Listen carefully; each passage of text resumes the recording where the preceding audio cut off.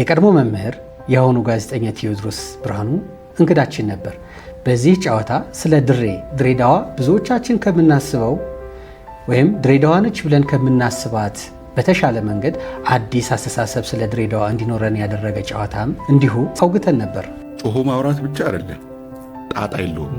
የድሬ ልጅ ጣጣ የለውም፣ ጭንቅ አይችልም ምናምን የሚባሉ ነገሮች አሉ። which is wrong of course በጣም አንጨነቅም። ይሄ የሆነ ነገር ካልሆነ ብሎ በግድ የሆነ መታገል ምናምን አይነት ነገሮች የሉ።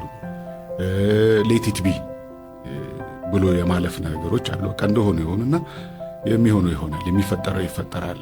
ነገሮች ሊኖሩ ይችላሉ እንጂ እንደ ማንኛውም ሰው ትጨነቃለህ። ብዙ ጣጣዎች አሉብን። በቃ የሰው ልጅ ሸክሞች በጠቅላላ አሉ። እኛም ጋር ድሬዳዋ አለ። ግን ምንድነው አሸካከመ ያያያዝህ ሁኔታ ነው። እኛ ጋር ቀለል አድርገን ስንይዘው፣ ሌላ ቦታዎች ላይ ግን ባልተለመደ መልኩ ተጨንቆ ጭራሽ ሌላ ሸክም የመደረብ ሁኔታዎች አሉ። ግዴለሽነት አይነት የመሳሰሉ ነገሮች እኛ መገለጫ ባህሪ ተደርገው ይወሰዳሉ። ግን አይደለም።